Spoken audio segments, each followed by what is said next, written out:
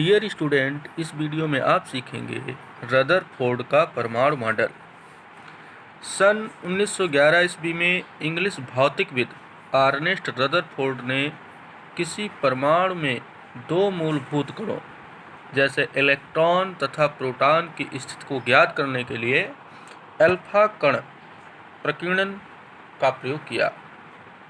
इस प्रयोग के अंतर्गत उन्होंने रेडियो एक्टिव पदार्थ जैसे रेडियम को लेड के एक ब्लॉक के भीतर रखकर प्राप्त अल्फा कणों को एक बारीक लेड की बनी स्लिट से गुजारकर इन्हें पुंज के रूप में प्राप्त किया। जैसा कि चित्र में आप लोग देख रहे हैं, एक रेडियम को लेड के ब्लॉक के भीतर रखा गया है और उससे जो प्राप्त अल्फा कण हैं उनको एक बारीक लेड से बनी स्लिट से गुजार करके एक पुंज प्राप्त किया गया है। इन्होंने इस पुंज को एक भारी धातु जैसे गोल्ड की पतली पन्नी होती है, उस पतली पन्नी पर डाला।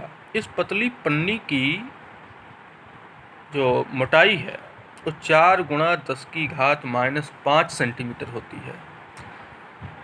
इससे जो अल्फा कण प्रकीर्णित हुए, इनकी दिशा ज्ञात करने के लिए उन्होंने एक जिंक सल्फाइड के लेप किए हुए पर्दे का प्रयोग किया।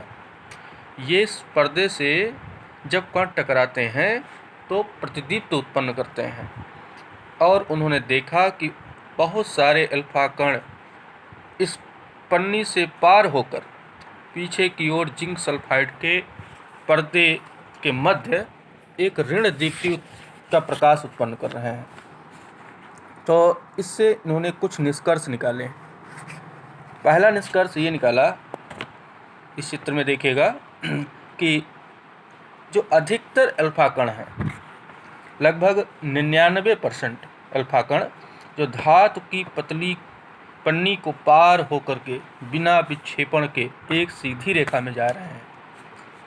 दूसरा निष्कर्ष यह निकाला कि कुछ अल्फा कण अपने मार्ग से थोड़ा सा विक्षेपित हो जाते हैं और 90 अंश के कोण पर वो विचलित हो गए हैं।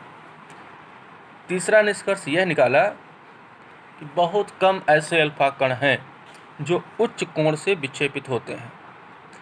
इनके विचलन का कोण 90 डिग्री से ज़्यादा होता है। बहुत कम ऐसे अल्फा कण भी हैं जो 180 अंश के कोण पर विक्षेपित हो रहे हैं। तो इन निष्कर्षों से इन्होंने प्राप्त किया कि जो अधिकतर अल्फा कण हैं वो धातु की पतली पन्नी से सीधे जाते हैं, वे अपने मार्ग से विचलित नहीं होते हैं। इससे ये पता चलता है कि परमाणु का अधिकांश भाग खोखला है, अर्थात रिक्त है। कुछ धनावेशित अल्फा कण हैं जो कि परमाणु के केंद्र के निकट से अपने मार्ग से बहुत अधिक विक्षेपित हो जाते हैं। तो इससे यह निष्कर्ष निकलता है कि प्रत्येक परमाणु के केंद्र पर एक सूक्ष्म भारी धनावेशित भाग होता है जिसे परमाणु का नाभिक कहते हैं। परमाणु का नाभिक जो है, उस नाभिक की त्रिज्या लगभग 10⁻⁻15 मीटर तक होती है, जबकि परमाणु की त्रिज्या 10⁻10 मीटर ज्ञात की जा सकती है। तो इससे यह भी निष्कर्ष निकला कि परमाणु का समस्त द्रव्यमान नाभिक पर केंद्रित होता है। तीसरा निष्कर्ष यह निकला कि विक्षेपित होने वाले जो अल्फा कण हैं उनकी संख्या बहुत कम होती है। अतः भारी धनावेशित भाग नाभिक का आयतन परमाणु के संपूर्ण आयतन का एक छोटा सा भाग है। अतः नाभिक परमाणु का 10⁻⁻15वां भाग होता है। चौथा पॉइंट इन्होंने यह ज्ञात किया कि रदरफोर्ड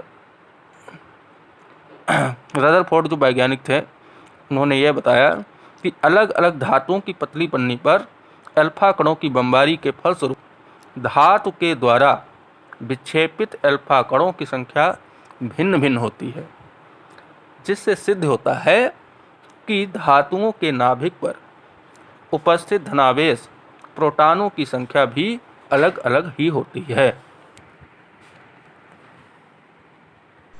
धन्यवाद। वीडियो आपको कैसा लगा ये कमेंट बॉक्स में ज़रूर बताएं और वीडियो को ज़्यादा से ज़्यादा शेयर करें। Thank you.